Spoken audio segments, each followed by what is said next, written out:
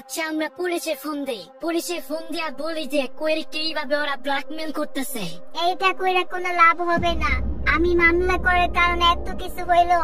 এখন যদি আবার পুলিশে ফোন দিই তাহলে ওরা আমাদের সাথে আরো অনেক কিছু করবে।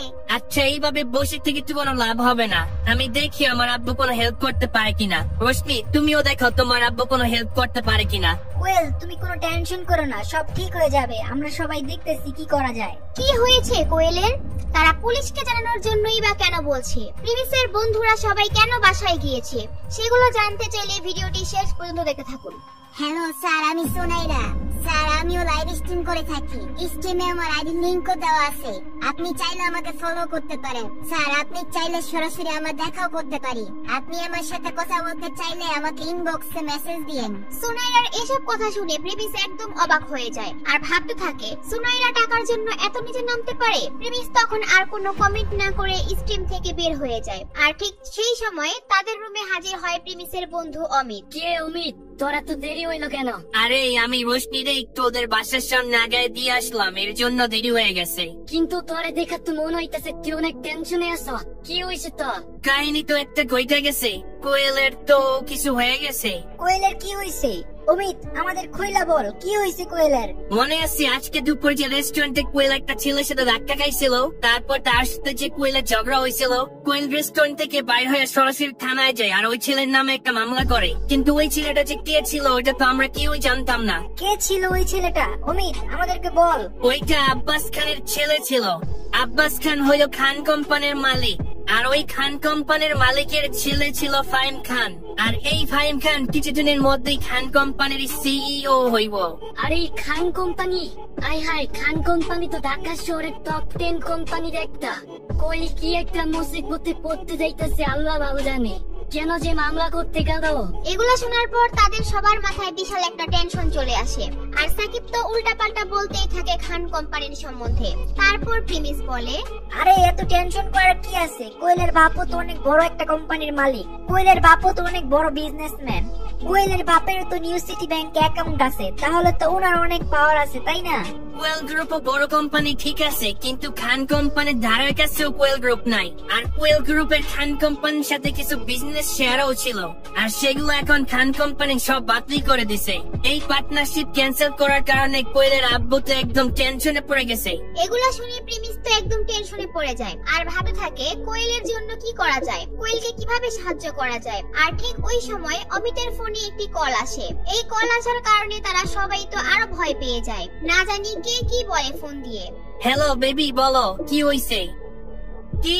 আচ্ছা দাঁড়াও দাঁড়াও, আমি এখনই আসতেছি, তুমি কোনো টেনশনই করো না, আমি আসতেছি এখনই। কি হয়েছে, কি হয়েছে ভাই, আবার কি হইলো? আরে ভাই একটু আগে কোয়েলের আব্বুর কাছে একটা ফোন আসে, যদিও দোষটা ছিল খান কোম্পানির ছেলে ফাহিমের, কিন্তু তাও কোয়েলকে ফাহিমের কাছে মাথা নিচু করতে হইব।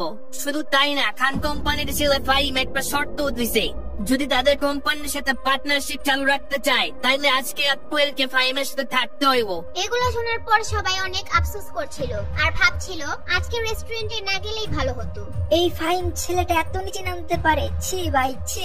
আমি খান কোম্পানি আব্বাস খানকে আগে থেকেই চিনতাম, এরা অনেক পাওয়ারফুল, এদের নামে অনেকগুলো মার্ডার কেসও আছে, কিন্তু তাও এরা দিব্যি বাইরে ঘুরতেছে, কেউ কিচ্ছু বলার সাহস নাই। কেউ ওদের সাথে লাগতে আসলে একদম তাদের লাইফটা শেষ করে দেয়। আমি যদি আগে জানতাম ফাহিম খান গ্রুপের ছেলে, তাইলে মামলাটা আমি আর অন্যভাবে হ্যান্ডেল করতে পারতাম। আচ্ছা কোয়েল যদি মানা করে দেয়, মানে কোয়েল যদি রাজি না হয় তাহলে? আরে ভাই কোয়েল মানা করতে পারবে না, কোয়েল মানা করলে ওদের বিজনেস একদম ধোলায় মিশে যাবো, একদম রাস্তায় এসে পড়বে ওদের বিজনেস। আরে ভাই এটা কোনো কথা? ও একটা মেয়ে বলে ওর এত কিছু সহ্য করতে হবে? আর কোয়েলের বাবা কেমন বাবা যে তার বিজনেসের জন্য মেয়েকে দিয়ে দিবে? ভাই এই বড় লোকরা এমনই হয়, ওদের ফ্যামিলির চেয়ে এরা বিজনেস রে বেশি ভালোবাসে। আর এই বড় লোকদের চাল চলন এমনই হয়, দেখোস নাই আজকে সকালে কোয়েল প্রিমিসের সাথে কেমন ব্যবহার করলো।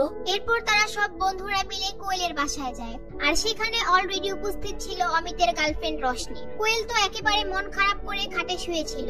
এরপর অমিত রশনিকে জিজ্ঞেস করে কোয়েল কেমন আছে এখন। কোয়েলের আব্বু কোয়েলের কোনো ভুল না থাকা সত্ত্বেও কোয়েলরে অনেক বকা দিছে, গত 3 ঘন্টা ধরে এখানে বসে কান্না করতেছে, আর ওকে অনেক কথাও শোনাইছে, আর কোয়েলকে ফাহিমের বাসায় যাওয়ার জন্য জোর করতেছে। আরে ভাই এটা কেমন ভাব? এটা কি তাপ নাকি অন্য কিছু ভাই? আরে ভাই আমার মনে হচ্ছে কোয়েলের আব্বু কোনো কারণে ফাইসা গেছে। আর কোয়েল গ্রুপ কোয়েলের আব্বুর একান না, ওদের 4 থেকে 5 জন পার্টনার আছে। হয়তো ওর আব্বুকে ব্ল্যাকমেল করতেছে, এর জন্য হয়তো ওর আব্বু বাধ্য হয়ে এগুলা করতেছে। এরপর তারা সবাই কোয়েলের সামনে গিয়ে বসে আর কোয়েলকে সান্ত্বনা দেওয়ার চেষ্টা করে। আর প্রিমিস দূর থেকে কোয়েলকে দেখছিল আর আফসোস করছিল। যেই মেয়েটা এত রাগী ছিল আজকে সে একদম ভয়ে ভীত হয়ে গিয়েছে। আচ্ছা আমরা পুলিশে ফোন দেই, পুলিশে ফোন দিয়া বলি যে কোয়েলকে এইভাবে ওরা ব্ল্যাকমেল করতেছে। এইটা কইরা কোনো লাভ হবে না, আমি মামলা করার কারণে এত কিছু হইলো। এখন যদি আবার পুলিশে ফোন দিই তাহলে ওরা আমাদের সাথে আরো অনেক কিছু করবে। আচ্ছা এইভাবে বসে থেকে তো কোনো লাভ হবে না, আমি দেখি আমার আব্বু কোনো হেল্প করতে পারে কিনা। রশ্মি তুমিও দেখো তোমার আব্বু কোনো হেল্প করতে পারে কিনা। কোয়েল তুমি কোনো টেনশন করো না, সব ঠিক হয়ে যাবে, আমরা সবাই দেখতেছি কি করা যায়। কি হবে এখন? প্রিমিস কি কোয়েলকে সাহায্য করবে? প্রিমিস কি তার পাওয়ার দেখিয়ে কোয়েলকে সাহায্য করতে পারবে, নাকি প্রিমিস কোয়েলকে সান্ত্বনা দেওয়ার জন্য এগুলা বলছে? পরের পর্বে আপনারা এগুলা সব জানতে পারবেন।